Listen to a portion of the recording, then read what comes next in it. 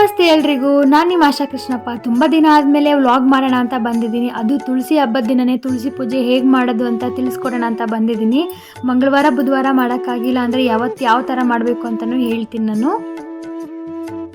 ಈ ತುಳಸಿ ವಿವಾಹ ಯಾರು ಮನೆ ಒಳಗಡೆ ಮಾಡಬೇಕು ಅಂತ ಅಂದ್ಕೊಂಡಿರ್ತಾರೋ ಮನೆಯೆಲ್ಲ ಫುಲ್ ಗಂಜಲ ಹಾಕಿ ಅರಿಶಿಣದಿಂದ ಎಲ್ಲ ನೀಟಾಗಿ ಕ್ಲೀನ್ ಮಾಡಿ ಮನೆ ಶುಚಿ ಮಾಡಿಬಿಟ್ಟು ಮನೆ ಒಳಗಡೆ ಮಾಡ್ಬೋದು. ನಾನು ಮನೆ ಹೊರಗಡೆ ಅದು ಎಲ್ಲಿತ್ತೋ ಅದೇ ಪ್ಲೇಸ್ನ ನೀಟಾಗೆಲ್ಲ ಕ್ಲೀನ್ ಮಾಡಿ ಫುಲ್ ನೀಟಾಗೆಲ್ಲ ತೊಳೆದು ಅರಿಶಿಣ ಕುಂಕುಮ ಎಲ್ಲ ಇಟ್ಟು ನೀಟಾಗಿ ಪೂಜೆ ಮಾಡ್ತಿದ್ದೀನಿ ಅಲ್ಲೇ. ಪ್ರತಿ ವರ್ಷ ತುಳಸಿ ಹಬ್ಬ ಕಾರ್ತಿಕ ಮಾಸ ಶುರುವಾಗಿ 12ನೇ ದಿನಕ್ಕೆ ಬರುತ್ತೆ. ಅಂದರೆ ಉತ್ತನ ದ್ವಾದಶಿ ದಿನ ಈ ತುಳಸಿ ವಿವಾಹವನ್ನು ಮಾಡಬೇಕಾಗುತ್ತೆ. ಉತ್ತನ ದ್ವಾದಶಿ ಅಂದರೆ ಏನು? ಉತ್ತನ ಅಂದರೆ ಎಚ್ಚರ ಆಗುವುದು, ದ್ವಾದಶಿ ಅಂದರೆ ತಿಥಿ. ಉತ್ತನ ದ್ವಾದಶಿ ದಿನ ವಿಷ್ಣು ದೇವರು ಮತ್ತು ಎಲ್ಲ ದೇವತೆಗಳು ಎಚ್ಚರಗೊಂಡು ಯಾರು ವರ ಕೇಳ್ತಿರ್ತಾರೋ ಅವರಿಗೆ ವರ ಕರುಣಿಸ್ತಾರೆ ಅಂತ ಅಂದ್ಬಿಟ್ಟು ಅವತ್ತಿನ ದಿನ ತುಳಸಿ ಪೂಜೆನ ಮಾಡ್ತಾರೆ ಎಲ್ಲರೂ. ಅಂದರೆ ತುಳಸಿ ವಿವಾಹ ಮಾಡ್ತಾರೆ. ಈ ವರ್ಷ ಅಂದರೆ 2024 ನವೆಂಬರ್ 12 ಮತ್ತು 13 ಬಂದಿದೆ. ಅಂದರೆ ಮಂಗಳವಾರ ಬುಧವಾರ ಬಂದಿದೆ.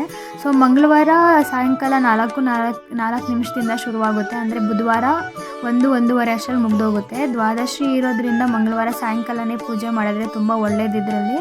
ಮತ್ತು ನೆಕ್ಸ್ಟ್ ಡೇ ಮಾಡ್ತೀನಿ ಅನ್ನೋದಾದರೆ ನೀವು ಬ್ರಾಹ್ಮಿ ಮುಹೂರ್ತದಲ್ಲಿ ಇಲ್ಲಾಂದರೆ 1:30 ಒಳಗಡೆ ಪೂಜೆ ಮಾಡಿಕೊಂಡ್ರೆ ಒಳ್ಳೆಯದು. ಇವೆರಡು ದಿನವೂ ಮಾಡೋಕ್ಕಾಗಿಲ್ಲ, ಮನೇಲಿ ಲೇಡೀಸ್ ಪ್ರಾಬ್ಲಮ್ಸ್ ಇತ್ತು ಮತ್ತು ಅಂಟು ಮುಂಟು ಆ ಥರ ಏನಾದರೂ ಇತ್ತು ಅನ್ನೋದಾದರೆ ಕಾರ್ತಿಕ ಮಾಸ ಆಗಿರೋದ್ರಿಂದ ಶುಕ್ರವಾರ ಸಂಜೆನೂ ನೀವು ತುಳಸಿ ವಿವಾಹವನ್ನು ಮಾಡಬಹುದು. ನೀವೆಲ್ಲರೂ ನೋಡ್ತಿರೋ ಹಾಗೆ ತುಳಸಿ ವಿವಾಹಕ್ಕೆ ನಾನು ಬೆಟ್ಟದ ನೆಲ್ಲಿಕಾಯಿ ಗಿಡನ ತಂದು ಇಟ್ಟು ಪೂಜೆ ಮಾಡೋಕ್ಕೆ ಸ್ಟಾರ್ಟ್ ಮಾಡಿದ್ದೀನಿ.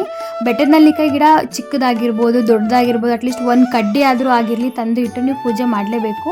ಅವೆರಡಕ್ಕೂ ಸೇರಿಸಿ ಅರಿಶಿನ ಕೊಂಬನ್ನು ನೀವು 9 ಎಳೆ ದಾರ ಮಾಡಿ ಅರಿಶಿನ ಕೊಂಬು ಮಾಡಿ ಕಟ್ಟಿ ವಿವಾಹ ಮಾಡಬೇಕು. ಹಾಗೆ ಗೆಜ್ಜೆ ವಸ್ತ್ರ ಮತ್ತು ಆದಷ್ಟು ತುಂಬ ಜನ ನೀವು ಬ್ಲೌಸ್ ಪೀಸ್ ಇಡ್ತೀರ ಅನ್ನೋರಾದರೆ ಗ್ರೀನ್ ಕಲರ್ ಇಲ್ಲ ಅಂದರೆ ರೆಡ್ ಕಲರ್ ಕಡೆ ಹೋಗಿ, ಸ್ಯಾರಿ ಹಾಕೋರಾದ್ರೂ ಸ್ಯಾರಿ ಗ್ರೀನ್ ಕಲರ್ ಮತ್ತು ರೆಡ್ ಕಲರ್ ಸ್ಯಾರಿ ಕಡೆ ಹೋಗಿ. ಅದೇ ಥರ ನಾನು ಬಳೆ ಸುಮ್ಮನೆ ಆ ಕಡೆ ಈ ಕಡೆ ಇಡೋದಕ್ಕಿಂತ ಬ್ಲೌಸ್ ಪೀಸಿಗೆ ಹಾಕಿದ್ರೆ ಚೆನ್ನಾಗಿ ಕಾಣಿಸುತ್ತೆ ಅಂತ ಹಾಕಿದ್ದೀನಿ.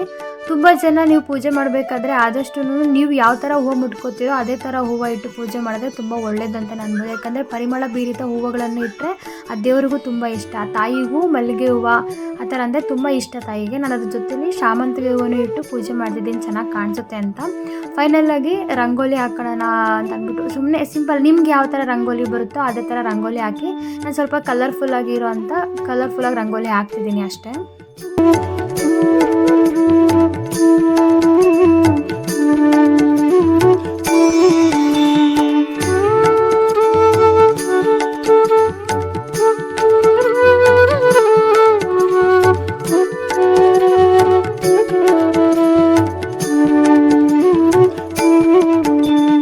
ಅದೇ ಥರ ಒಂದು ವಿಳ್ಯದೆಲೆ ತುಳಸಿ ಗಿಡದ ಪಕ್ಕದಲ್ಲಿ ಇಟ್ಟು ಸ್ವಲ್ಪ ಅಕ್ಕಿ ಹಾಕ್ಬಿಟ್ಟು ಅರಿಶಿನ ಕುಂಕುಮ ಇಟ್ಟು ಅದ್ರ ಮೇಲೆ ಒಂದು ಚಿಕ್ಕದಾಗಿ ಒಂದು ಕಳಸ ಇಡ್ತಿದ್ದೀನಿ.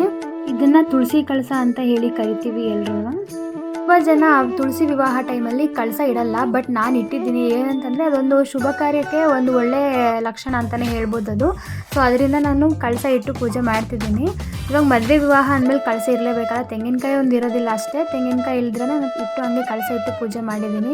ಇವಾಗ ಮನೆಯಿಂದ ತವ್ರ ಮನೆಯಿಂದ ಹೆಣ್ಮಕ್ಳು ಮದುವೆ ಆಗಿ ಯಾವ ಥರ ಗಂಡನ ಮನೆಗೆ ಹೋಗ್ಬೇಕಾದ್ರೆ ಕಳಿಸ್ಕೊಡ್ತೀರೋ ಅದೇ ಥರ ತಾಯಿಗೆ ಮಡ್ಲಕ್ಕಿ ತುಂಬಿ ನೈವೇದ್ಯಕ್ಕೆ ಸಿಹಿ ಅವಲಕ್ಕಿ ಇಟ್ಟು ಪೂಜೆ ಮಾಡಬೇಕು.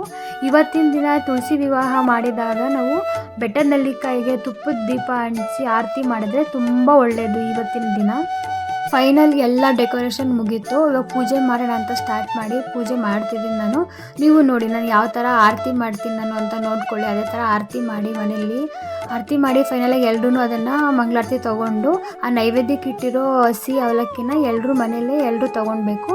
ನೀವು ಎಷ್ಟು ಜನಕ್ಕೆ ಅರಿಶಿನ ಕುಂಕುಮ ಕೊಡಬೇಕು ಅಂತ ಅನ್ಕೋತೀರೋ ಅಷ್ಟು ಜನನ ಕರೆದು ನೀವು ಅರಿಶಿನ ಕುಂಕುಮ ಕೊಟ್ಟರೆ ತುಂಬ ಒಳ್ಳೆಯದು. ಫೈನಲಿ 5 ಜನ ಮುತ್ತೈದೆಯವರಿಗೆ ಅರಿಶಿನ ಕುಂಕುಮ ಕೊಟ್ಟು ಪೂಜೆನ ಮುಗಿಸಿದ್ದೀನಿ ನಾನು. ನನಗೆ ಗೊತ್ತಿರೋಷ್ಟು ಪ್ರಕಾರ ನಾನು ತುಳಸಿ ವಿವಾಹ ಯಾವ ಥರ ಮಾಡೋದು ಅಂತ ತಿಳಿಸ್ಕೊಟ್ಟಿದ್ದೀನಿ. ಅದರಲ್ಲಿ ಏನಾದರೂ ತಪ್ಪಿದ್ದು ಏನಾದರೂ ಮಿಸ್ಟೇಕ್ ಇದ್ದರೆ ದಯವಿಟ್ಟು ಪ್ಲೀಸ್ ಕಮೆಂಟ್ ಮಾಡಿ ತಿದ್ಕೊಳಕ್ಕೆ ಟ್ರೈ ಮಾಡ್ತೀನಿ. ತಿದ್ಕೋತೀನಿ ನಾನು. ಅದೇ ಥರ ಮುಂದೆ ಇದೇ ಥರ ಪೂಜೆ ವೀಡಿಯೋಸು ಬರುತ್ತೆ, ಅಂದರೆ ಟ್ರಾವೆಲಿಂಗ್ ವೀಡಿಯೋಸ್ ಬರುತ್ತೆ. ಒಳ್ಳೊಳ್ಳೆ ವೀಡಿಯೋಸ್ನ ಮಾಡಬೇಕು ಅಂತ ಪ್ಲ್ಯಾನ್ ಮಾಡ್ತಿದ್ದೀನಿ. ಬಟ್ ಮುಂಚೆ ಮಾಡಿ ಸ್ವಲ್ಪ ದಿವಸ ಸ್ಟಾಪ್ ಮಾಡಿಬಿಟ್ಟಿದ್ದೆ, ಹಿಂಗೆ ಪ್ರಾಬ್ಲಮ್ಸ್ ಅದು ಇದು ಪ್ರಾಬ್ಲಮ್ ಇದ್ದಿದ್ದರಿಂದ. ಬಟ್ ಇನ್ನು ಮುಂದೆ ಆ ಥರ ಆಗಲ್ಲ, ಕಂಟಿನ್ಯೂಸ್ ಆಗಿ ವೀಡಿಯೋಸ್ ಮಾಡ್ತೀನಿ. ನಿಮಗೆ ಕಂಟಿನ್ಯೂಸ್ ಆಗಿ ವೀಡಿಯೋಸ್ ಮಾಡಬೇಕು ಅಂತಂದರೆ ನಿಮ್ಮ ಪ್ರೋತ್ಸಾಹ ತುಂಬ ಬೇಕು. ದಯವಿಟ್ಟು ಪ್ಲೀಸ್ ಎಲ್ಲರೂ ಯಾರ್ಯಾರು ನನ್ನ ಚಾನಲ್ನ ಇನ್ನೂ ಸಬ್ಸ್ಕ್ರೈಬ್ ಮಾಡಿಲ್ಲ ದಯವಿಟ್ಟು ಸಬ್ಸ್ಕ್ರೈಬ್ ಮಾಡ್ಕೊಳ್ಳಿ ಅಂತ ಹೇಳ್ತಾ ನನ್ನ ವೀಡಿಯೋ ಇಲ್ಲಿಗೆ ಎಂಡ್ ಅಪ್ ಮಾಡ್ತಿದ್ದೀನಿ. Thank you so much.